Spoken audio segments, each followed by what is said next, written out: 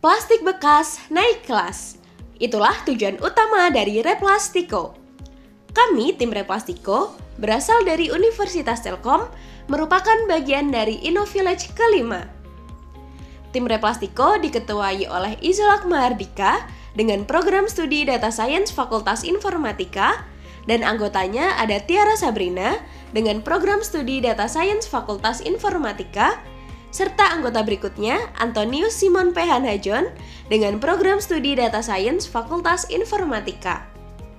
Yuk ikuti keseruan Replastiko selama 20 hari pada termin 1. Halo Ekopals, kami dari tim Replastiko dari Telkom University bagian dari InnoVillage. Pada kesempatan kali ini saya akan menjabarkan apa saja hasil kerja kami selama 20 hari. Pada laporan ini saya akan membagi video ini dalam 7 section. Yang pertama adalah section planning. Dalam tahap planning, tim Replastiko melakukan beberapa hal. Salah satunya melakukan perencanaan kegiatan di setiap termin, dari termin 1, termin 2, hingga termin 3.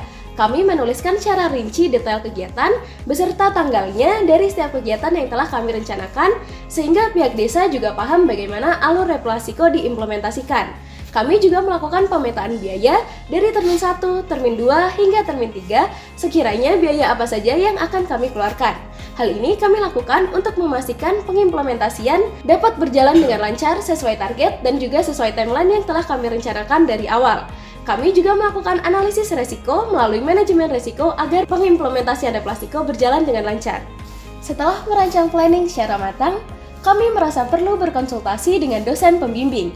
Masukan dari dosen sangat penting bagi kami untuk memperbaiki rencana, menjadikannya lebih efektif, efisien, dan siap untuk diimplementasikan dengan baik.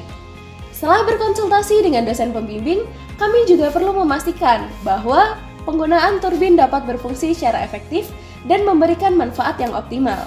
Kami telah mulai merancang dan membangun komunitas peduli lingkungan yang berfokus pada penanganan pengelolaan sampah.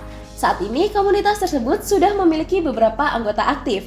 Salah satunya bernama Ata, yang turut untuk membantu kami dalam kegiatan sosialisasi door-to-door kemarin. Selanjutnya, kami melakukan konsultasi lebih lanjut dengan ahli di bidangnya, yaitu Kak Hasan sebagai koordinator Lab IoT di Telkom University.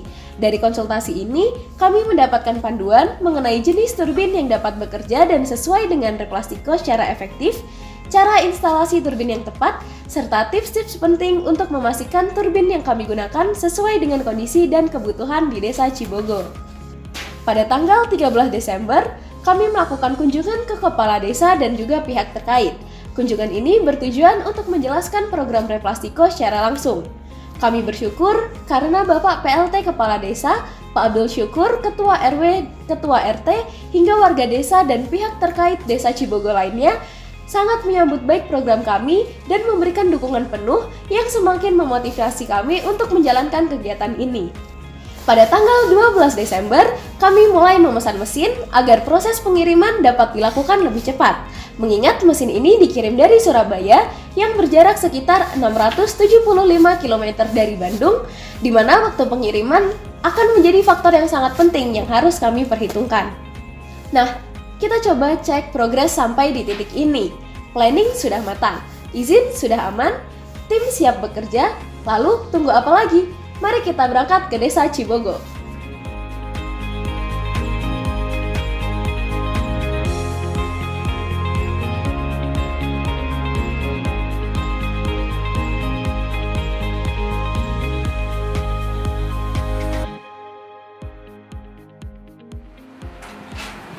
Nah, jadi sekarang kita ada di kantor kepala desa, teman-teman.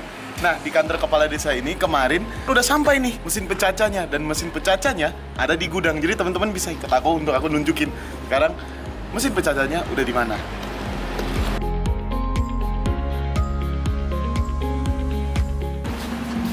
Nah, jadi ini adalah salah satu contoh sampah yang bakal kita berantas, teman-teman. Sampah-sampah plastik ini bikin masyarakat resah nih.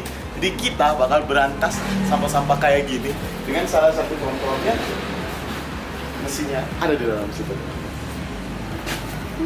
Dikit lagi kita bakal ngangkat mesin ini menggunakan mobil pickup, lalu kita akan bawa ke tempat TPS-nya langsung. Jadi nanti mesin ini bakal dioperasikan di TPS.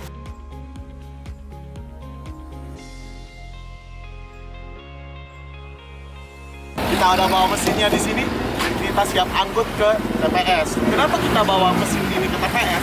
Supaya ketika masyarakat menyerahkan sampahnya bisa langsung diolah di situ, sehingga produknya pun nanti bakal diproduksi juga di situ, teman-teman. Jadi sekarang kita udah sampai di TPS nih, teman-teman. Nah, teman-teman lihat bahwa sekarang di saat kita di situ ada usaha masyarakat di mana mereka mengimplementasikan peternakan di sebelah sana dan juga perkebunan di bagian sebelah sini, bagian TPS-nya, teman-teman. Di belakangnya ini bakal gedung yang kita pakai untuk kita jadiin tempat mesin kita beroperasi nanti. Halo teman-teman, jadi sekarang mesinnya udah nyampai di tempat kita bakal ngoperasiin, teman-teman. Aku bakal jelasin gimana nanti mesinnya kira-kira bekerja. Nah, di sini ada dinamonya, teman-teman. Nanti mesinnya itu bakal dioperasiin dengan sampah plastik, lalu dimasukin ke dalam sini, teman-teman. Ketika sampah plastik masuk ke dalam sini, langsung dihancurkan menggunakan dinamo yang di dalamnya ada pisau-pisau yang bakal menghancurkan dia menjadi cacahan plastik. Nanti ketika cacahan plastiknya udah selesai nih, teman-teman, bakal dikeluarin lewat sini, teman-teman. Nah, nanti bakal kita taruh wadah di sini sebagai penampung dari cacahan-cacahan plastik itu, teman-teman. Setelah dilakukan uji coba, mesin terbukti dapat berfungsi dengan baik. Mesin pencacah mampu bekerja dengan optimal, mampu menghancurkan sampah plastik dengan baik menjadi potongan kecil sesuai yang kami rencanakan, sehingga potongan tersebut dapat digunakan untuk tujuan yang lebih bermanfaat.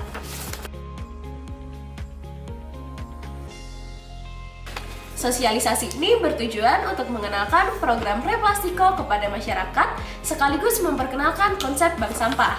Kegiatan ini dilakukan untuk meningkatkan kesadaran masyarakat akan pentingnya pengelolaan sampah secara bijak. Sekarang kita udah ada di desa nih bersama tim. Sekarang kita mau sosialisasi program kami secara door to door. Nah, nanti kita bakal bagiin pamflet.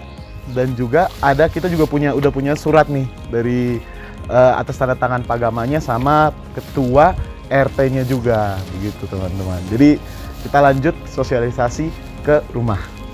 Ayo. Nanti kita itu warga memilah sampah plastik. Jadi nanti sampah plastiknya dari warga dikasih untuk kita. Nah, terus nanti kita kumpulin ke bank sampah di TPS. Nah, ini ada juga kayak misalkan catatan hari Senin udah ngumpulin berapa sampah, Selasa berapa gitu. Terus nanti ada artikel tentang sampah juga biar warga lebih aware. Nah, sebenarnya sampah plastik itu bakal dicacah. Pertama kita cacah, terus kita press dia sehingga jadi produk baru. Untuk mesin pencacah ini nanti listriknya tuh bukan dari konvensional tapi dari turbin angin. Jadi nggak menghabiskan listrik sini juga, Pak. Nah, sampah plastik ini rencananya nanti output akhirnya itu adalah produk kayak kursi, meja, dan juga paving block, Bu. Nah, nanti buat tahap awal, meja kursinya rencananya kami buat taman belajar buat anak-anak. Supaya mereka bisa ada wadah untuk belajar juga, Bu, di sini. Tujuan kita tuh sebenarnya 3, Bu. Ngurangin sampah plastik, buat mendorong ekonomi lokal, seperti yang tadi barang-barang itu bakal dijual, dan juga mendukung SDG itu punya masalah-masalah yang ada di masyarakat. Untuk acara-acara yang nanti melibatkan warga secara langsung itu ada 5. Yang pertama sosialisasi ke warga yang sekarang ini saat ini, terus instalasi sistemnya. Jadi ini udah mulai kita pasang alatnya, udah ada di TPS. Yang ketiga itu festival Replastiko. Nah, setiap minggu kan ada ibu-ibu senam di sini. Misalkan istri bapak ikut senam, terus bawa sampah plastik 3 kilo gitu. Nah, nanti ada hadiahnya entah piring, gelas gitu, Pak. Terus nanti ada workshop ini untuk menjelaskan ke semua warga gimana cara menggunakan alat kita. Jadi saya warga itu tetap bisa pakai alat ini. Nah, EcoPulse menarik bukan sosialisasi tadi, namun kita perlu mengetahui bagaimana pendapat masyarakat. Untuk itu, kami pun melakukan interview di akhir sosialisasi. Interview ini memiliki beberapa pertanyaan. Pertanyaan pertama, berapa banyak sampah plastik yang dihasilkan oleh masyarakat? Lumayan banyak, 2-3 kresek kalau di lingkungan keluarga ini. Bisa sampai 6 kresek. Yang kresek buat sampah Hitam yang trash bag itu ya. Iya. Palingnya sekantong sama dus bekas kue-kue gitu. Paling kalau buat saya sendiri mah paling 2 kresek lah 1 minggu. 1 minggu paling ada 3 kresek yang medium gitu lah. Apakah Replastiko akan memberikan dampak dan kira-kira mengapa? Berdampak sih, kan mendaur ulang sampah yang mungkin sebelumnya dibuang aja, sekarang didaur ulang jadi lebih bermanfaat.